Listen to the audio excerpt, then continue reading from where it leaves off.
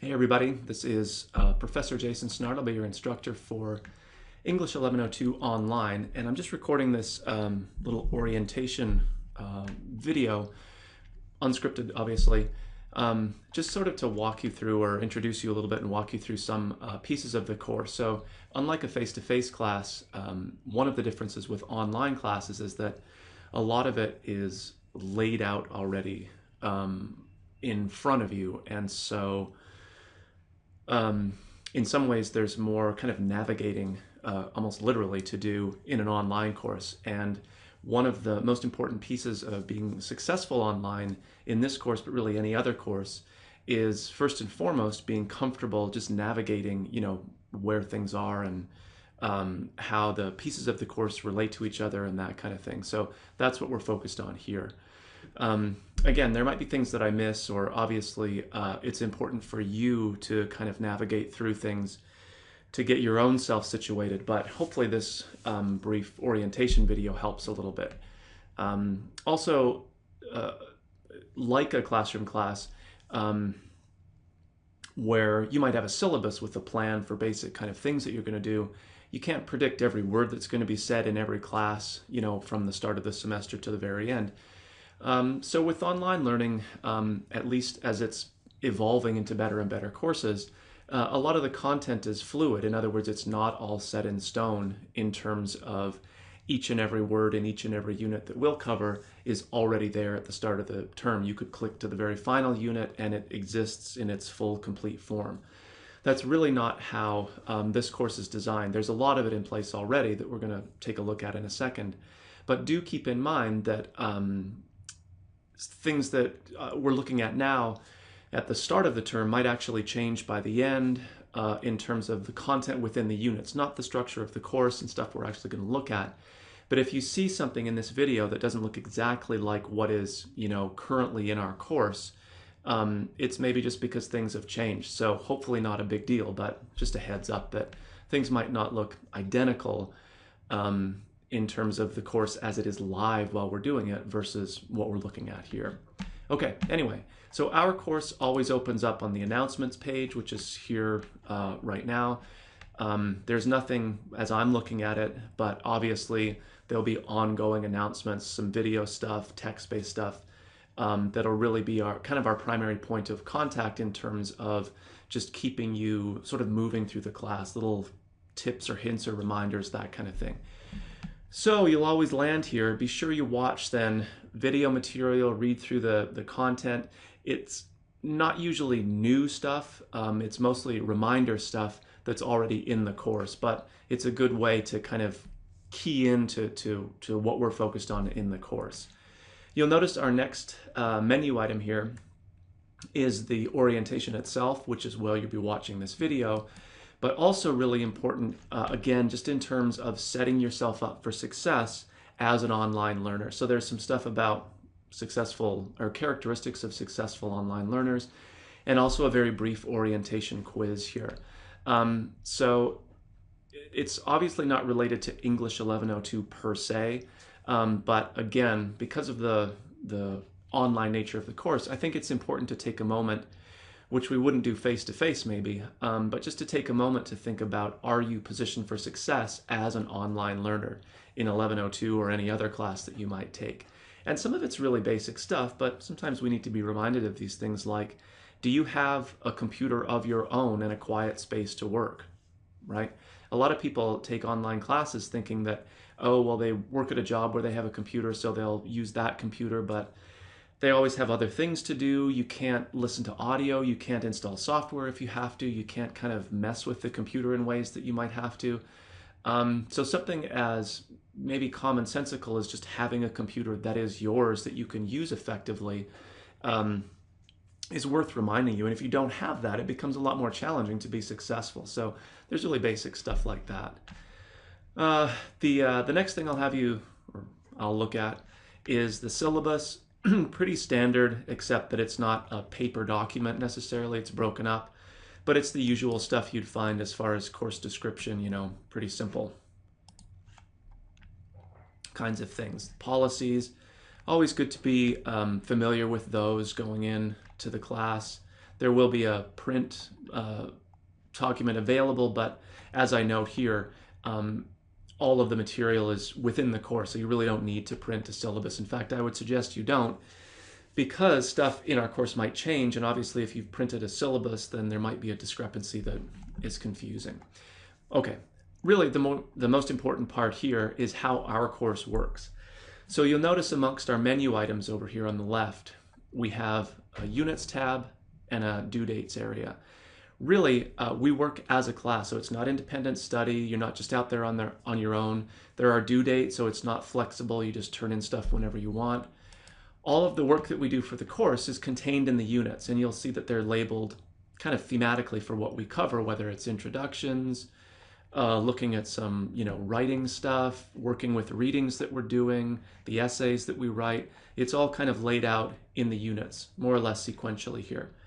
So if we click into the due dates, and here's where you might see something that's different, so don't go by this, go by what's actually in our course. Every unit has a due date. That means that whatever work is listed in the unit itself is due by that due date. I know, it sounds pretty simple, but a lot of people just get, I don't know what happens, to be honest with you. If they're just not comfortable with the layout, then they get sort of confused about, well, units, due dates, is it due on that date? Can I turn it in earlier? And all that kind of stuff. But anyway, don't overthink it. It's actually not that complicated. So all the due dates are laid out. And again, just make sure that you've done the work that's, say, contained in Unit 1 by the date that's listed. Again, go by their actual date, not what's in the video here. The other thing that maybe needs to be repeated is that just because the due date is a Monday or a Thursday or whatever, don't wait until that day to start the work or to complete the work. This is the other part of being a successful online learner, is you really have to manage your time and budget time effectively. So if you were to take a face-to-face class, 3 credits, let's say for the 16-week term, you would meet in the classroom for about 3 hours a week, 3 of those 50-minute blocks. And remember, that's just class time, not the additional homework time that you'd need to do the actual work, to do outside readings, research, labs, whatever else is going on. So if you take an online class, you have to budget, and actually budget for it, right? Write it into a daily planner or make it a regular time throughout the week where you're doing at least 3 hours of work, which would be that class time you'd be spending. And remember, that doesn't even count additional homework time. So maybe 5 hours, maybe more for some units. And again, if you're taking an 8-week class or a 5-week class where that time is compressed, you have to then double the number of hours. So you have to sort of work the mathematics out in terms of your hourly commitment on a week by week or unit by unit basis here. And the mistake that I see people make is they get the hourly part. They're like, okay, I'll spend 3 hours or 8 or whatever it is working on my online stuff. But then they don't actually budget for that in their life plan. Sounds very corny, I know, but you get what I mean. You decide that, well, I'll do the online stuff when I don't have this physical class to go to, when I don't have a piano lesson to take my kid to or to go to myself, when I don't have soccer practice, when I don't have this. All of these things that actually have physical times, right, where you have to be at them. Because online learning is a little more flexible than that, it suddenly gets bumped on the list of things to do so far to the bottom of that list that for a lot of people, they're always doing stuff at the last minute, so it's not very good. They're not getting a lot out of it. And then they kind of miss one deadline, and then they're really behind the 8 ball, and you miss another one, you're playing catch up. And that's where troubles with online learning really happen, is not that people don't understand that there is a time commitment, but that they don't physically block it out. Like Wednesday morning from 10 to noon is going to be part of my online class time. And that's what you do during that time. You don't do that while you are washing the dishes or, I don't even know, whatever people do, right? Shoveling snow. Or your real job where you're working in an office or at a retail outlet or whatever. That time you block out has to be online learning time. And not just one block per week, this sort of big mass of just, you're going to do everything all at once. That doesn't give you time to do the variety of things that we might be doing, watching videos or listening to audio, readings from the textbook, of course, writing assignments where you don't just want to do it all at once, but maybe do it, revise. A lot of our discussion boards have you communicating with each other, so you don't want to necessarily be doing that all at the same time. You want to maybe do your post and then come back a different day.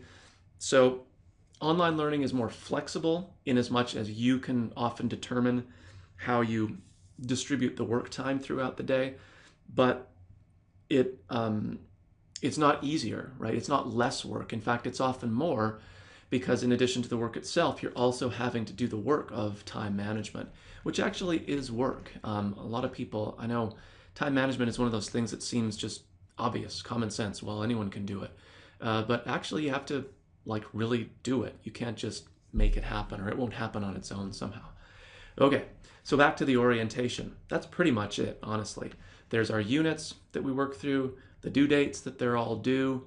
All of the work is within the units, so there's no separate assignments that you have to find. Everything is in each of the units.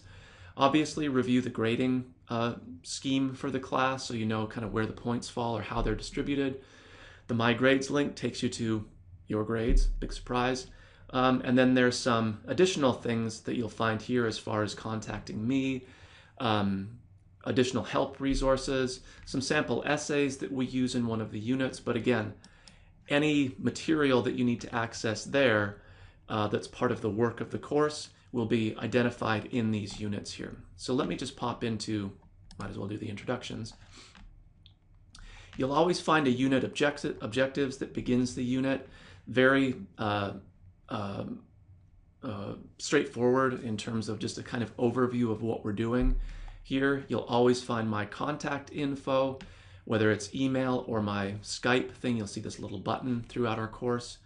And then the work. That's pretty much it. Notice that in some units, you'll find folders to go into. Just remember that if you're in a folder within a unit, that if you finish the work in that folder, the stuff that I'm looking at here, for example, you always want to make sure that just because you finished this one folder, there might be another one to go into with other work. So I tried to sort of clean things up a little bit, but it does mean that you have to be careful about navigating the course successfully, which is again part of what this orientation is. But don't just watch this and then jump into the unit and start doing that particular piece of work. Spend some time getting comfortable with what the units look like, how the pieces of the course are kind of related to each other, you know, all that sort of thing. You don't have to spend hours clicking through absolutely every piece, or at least reading every piece, but I would click into most of these just to sort of see what's there, and just, you know, getting comfortable. There's no other way to say it. Here I am in Unit 5, so sort of deeper into our course. Again, the objectives, my contact, reading assignment. Here we have some video stuff, which is again why it's important that you have a computer that you can work at, you know, in a real workspace, a comfortable workspace for you, not some retail environment or an office where you really can't do this sort of thing. And then in this case, we have an assignment, requires another video to watch. So there you go. Hopefully straightforward, but one of those things where I get it, so it's straightforward to me. But if you're new to this, or if this is laid out a little bit differently than other online courses you've taken, maybe it's not as transparent as I hope it is. Certainly I've worked to make it not, I don't want to say simple, but layout is simple or intuitive, if that makes any sense.